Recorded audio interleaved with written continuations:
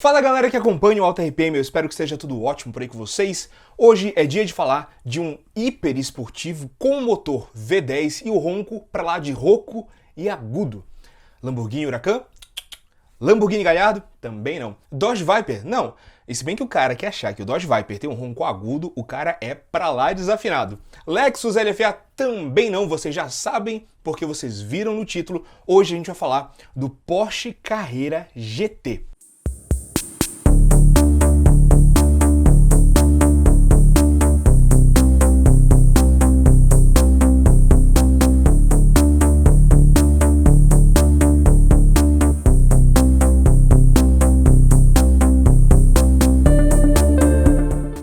Senhoras e senhores, sejam bem-vindos a mais um episódio aqui do História Automotiva, que só chega até vocês com o oferecimento da RS Air Filter, uma marca nacional de filtro de ar esportivo. Existem diversos modelos, a gente sempre separa e sempre mostra aqui um modelo da RS Air Filter. Este aqui é o Moe. E no site deles, que vocês podem conferir na descrição do vídeo, existem diversos modelos de filtro de ar esportivo. Este aqui é um cônico duplo fluxo. Então, se você está procurando um filtro de ar específico para o seu carro, dá uma olhada no site deles, que eles têm inúmeras opções de filtro de ar esportivo já dedicado a cada veículo. E além dos filtros de ar esportivo dedicado a cada modelo lá específico para cada carro, tem para Focus, Golf, linha TSI, Volkswagen, tem muita opção. Além dessas opções, vocês vão encontrar filtro de ar esportivo para você adaptar no seu carro especificamente. Então, com medida de bocal diferente, com tamanho diferente, dá uma olhada no site da RS Air Filter. Lembrando vocês, tá tudo na descrição do vídeo. Inclusive o cupom ARPM10 dá 10% de desconto nos produtos da RS Air Filter. E vamos falar, galera, do Porsche Carrera GT. Um carro que veio assim no final de uma era muito bonita dos hiperesportivos, dos superesportivos, numa época em que começaram a surgir os últimos superesportivos, os últimos veículos extremamente potentes, com muito torque e potência, com câmbio manual, enfim, com aquela pegada mais old fashion que a gente chama, né, hoje em dia. Ou, se você quiser usar o termo que a galera diz hoje, os carros estavam deixando de ser raiz para virar mais Nutella. Por que eu digo isso? 2002 ali, se a gente voltar um pouquinho no tempo, antes do Carrera GT ser lançado, a gente teve o lançamento da Lamborghini Murciélago, que tinha a opção de câmbio manual. 2002 também foi o ano de lançamento da Ferrari Enzo, que eu acredito que mereça um episódio específico dedicado aqui da história automotiva somente para Enzo. A Enzo já não vinha mais com câmbio manual, era câmbio pedal shift lá de borboleta, então era um câmbio automatizado, somente uma embreagem. Aí veio em 2003, a gente teve o lançamento de quem? Do Porsche Carrera GT com câmbio manual de 6 marchas ali e uma embreagem que fez toda a diferença na história desse carro, a gente vai falar um pouquinho mais pra frente. A gente teve também o lançamento do Pagani Zonda C12 com o motor 6.0 V12 da Mercedes com câmbio manual também. Se a gente for um pouquinho mais pra frente na história, em 2004, a gente teve o lançamento do McLaren e Mercedes SLR, que já era mais pro lado do GT ali, com motor extremamente potente, mas já câmbio automático. Então, os carros já estavam deixando cada vez mais e mais de ser manual, de ser raiz. Um pouquinho mais à frente na história ali, em 2006, veio o lançamento do Ford GT com 5.5 V8 Supercharger, também com câmbio manual. Enfim, foi pegando o final dessa era e o final de uma era que faz muito sentido, porque pra gente que é entusiasta, é muito legal você imaginar um carro com tração traseira extremamente potente e câmbio manual ali para você ter tudo no controle. Porém, quando a gente para de falar do mundo entusiasta e a gente vai para o mundo real, né, faz todo sentido essa modificação, esse caminho que o mundo automotivo foi seguindo para os veículos automáticos, automatizados e por aí vai. Por que eu digo isso? Porque ter grana para comprar um carro não significa necessariamente ter habilidade para você usar um carro extremamente potente, com muito torque, pouco peso, tração traseira. Então, quando as montadoras foram partindo para esse caminho de oferecer câmbios automáticos e automatizados no lugar do câmbio manual, as montadoras acabavam atingindo uma gama muito maior de consumidores, ou seja, de potenciais clientes, né? Porque é isso, às vezes o cara quer ter o carro bonito, potente e tudo mais, mas ele quer dirigir numa boa, não quer tirar o limite como muitos de nós entusiastas, né?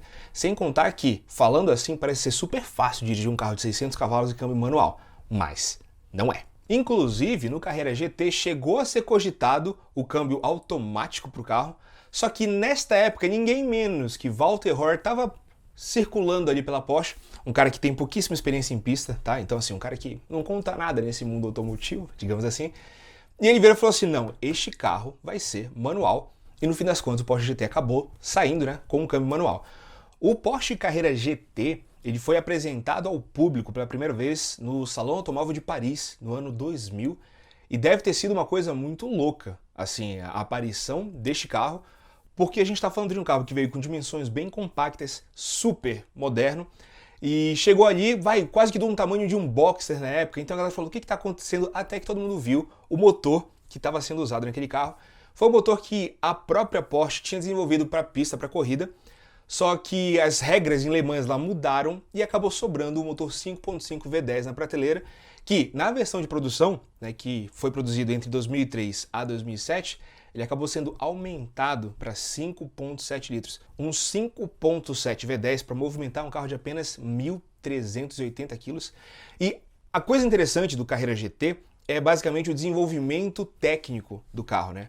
Então a Porsche pegou um motor de corrida, transformou ele no motor, entre aspas, de rua, né? Está falando de um motor que girava até 8.400 RPM, só que ela fez um carro, uma estrutura muito à frente do seu tempo. Inclusive, quando a gente fala de muito à frente do seu tempo, é incrível a gente imaginar que apenas 10 anos separam o Porsche Carrera GT do Porsche 918 Spyder, quer dizer, um carro ali 100% analógico, manual, bruto, para 10 anos depois a Porsche lançar um carro híbrido, completamente tecnológico, automático, extremamente rápido, eficiente e ainda mais fácil de dirigir, segundo os especialistas que tiveram a oportunidade de dirigir os dois carros.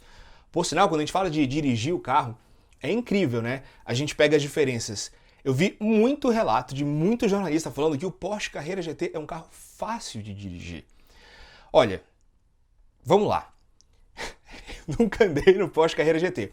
Mas eu vou fazer um contraponto aqui, sim, de que Walter Hoare, o mesmo cara que ajudou a desenvolver o carro e a colocar o câmbio manual no Carrera GT, ele já disse algumas vezes em entrevista que o carro não aceita desaforo, não foi feito para amador, e ele mesmo disse que o Carrera GT é um dos poucos carros que fazem as mãos dele suar enquanto ele dirige.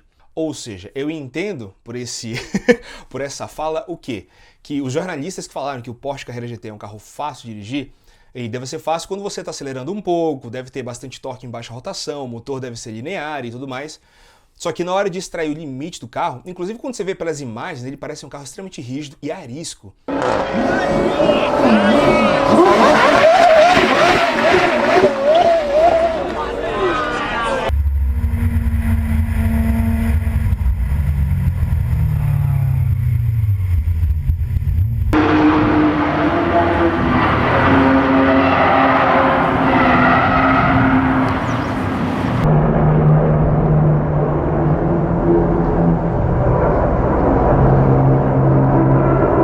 Mas até eu ter a oportunidade de dirigir um Porsche Carrera GT, vou ficar com não sei como deve ser, mas eu acredito no que o Walter Hoare está dizendo.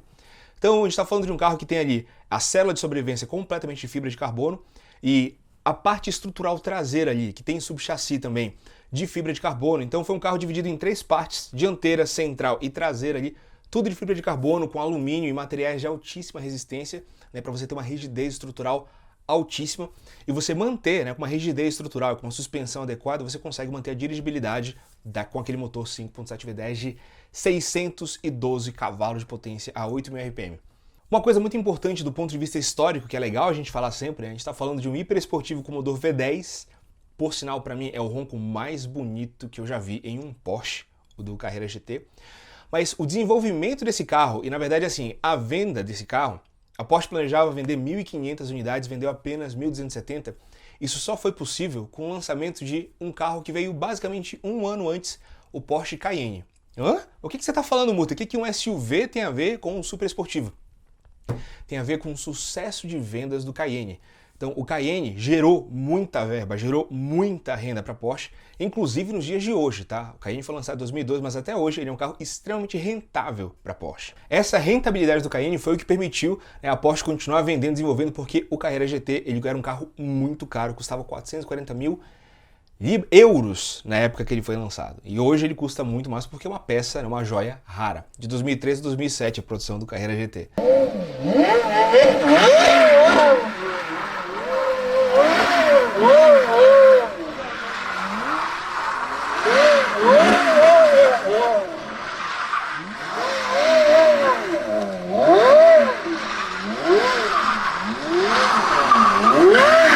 Quando se fala do Carrera GT, não tem como fugir da conversa ali do motor dele, que é uma das peças principais, né? A própria Porsche bateu muito nessa tecla, foi o marketing, parte do marketing desse carro, foi de motor que foi de pista voltado para a rua. Então a gente está falando de um V10 DOHC, ou seja, com 2 eixos de comando de válvula para cada bancada de cilindro ali, tinha variador de fase na admissão, ou seja, adiantando ou atrasando a abertura das válvulas de admissão, permitia o motor respirar melhor e ficar mais elástico. Tanto que a gente fala, beleza, né? Um motor que gira, tinha a potência máxima dele de 612 cavalos em 8.000 RPM, mas o torque máximo de 60,1 kg de torque vinha a 5.750, então você tinha 2.250 RPM ali de faixa útil no motor, sem contar a força que ele tinha embaixo, mas era um motor consideravelmente elástico. Girava até 8.400 RPM, aquele motor girando no talo, cortando giro, é uma das coisas assim, parece uma coisa ensandecida.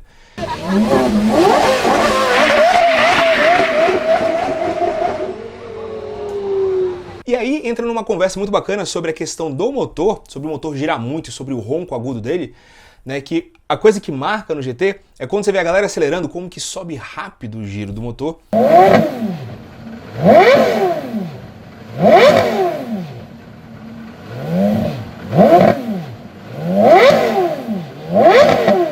E aquilo aí tem a ver com algumas características voltadas de pista mesmo do motor, entre elas o volante do motor ser bem pequeno.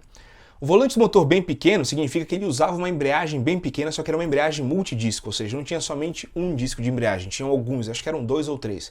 Não tem nada a ver com a embreagem DSG de dupla embreagem, né? Porque na mesma configuração do disco você tinha platô, disco, e um disco ele ia basicamente atritando no outro ali. E qual era a vantagem de você ter um disco pequeno?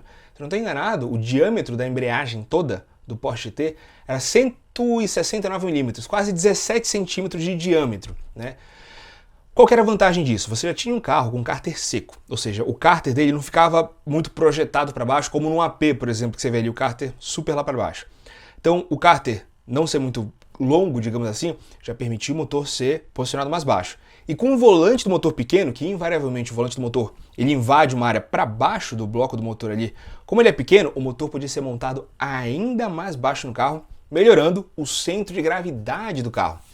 Então tem um centro de gravidade extremamente baixo também por conta da embreagem ali de fibra de carbono. Foi uma embreagem parruda, inclusive muita gente se desentendeu com essa embreagem por causa do modo de acionamento dela ali, né, que um disco encostava no outro, então a entrega era como se fosse de um carro de corrida, né? Então a entrega ela era muito mais, a embreagem ela era pouco sofisticada, digamos assim, na parte de conforto. Então tinha que aprender a usar ali e a não queimar a embreagem. Diz a lenda que cada embreagem custava $30 mil. Eu não sei quanto isso aí passa para euros, mas não era um brinquedo barato, né? Claro, como todo hiper esportivo, então isso não é nenhuma novidade pra gente aqui. Então o motorista tinha à sua disposição ali, o dono do Carrera GT, o dono de uma das 1.270 unidades do Carrera GT tinha à disposição ali um motor V10 5.7 extremamente elástico e arisco, um câmbio manual de 6 marchas, 3 pedais ali à sua frente e um ronco que era uma sinfonia incrível.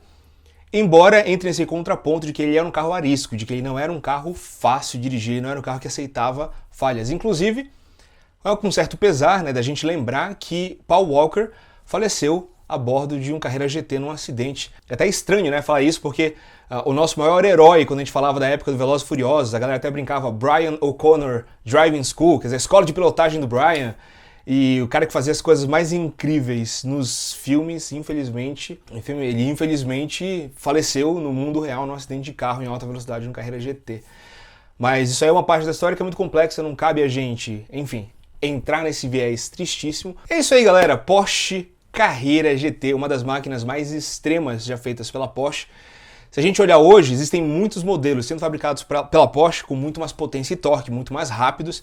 Só que não é só uma questão de velocidade, é o que esse carro entregava, na época que ele entregava e com a assistência que ele entregava. Então é um carro que marcou a época por ser um hiperesportivo que exigia respeito.